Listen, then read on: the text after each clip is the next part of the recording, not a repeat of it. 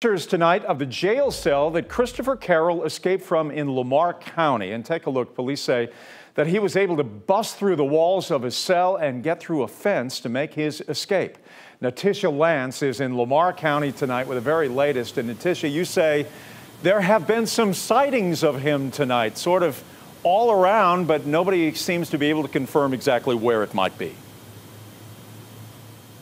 That's right, Jeff, and I'm going to get to that in just a second because I want to show you this fence that authorities say that Christopher Carroll was able to get out of. This is a fence, and you see how small this gap is. He's 5'7", about 165 pounds.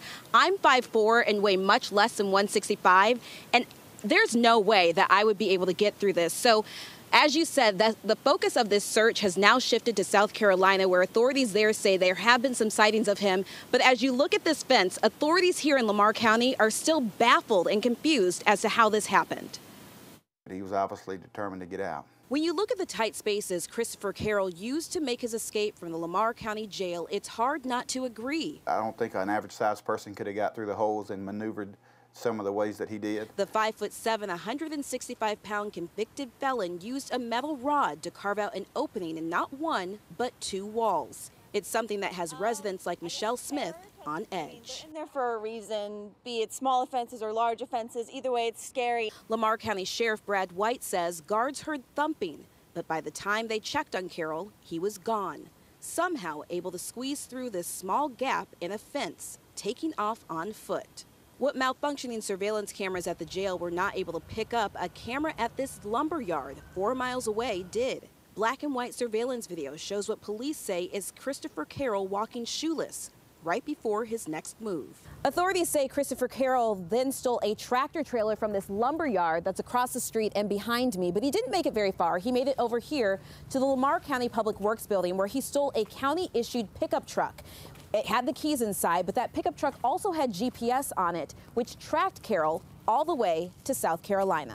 Just 4 miles away from his mother's home, where Carroll allegedly dumped the vehicle around 7 this morning. Authorities in that area say he has been spotted several times, and they're following up on every lead.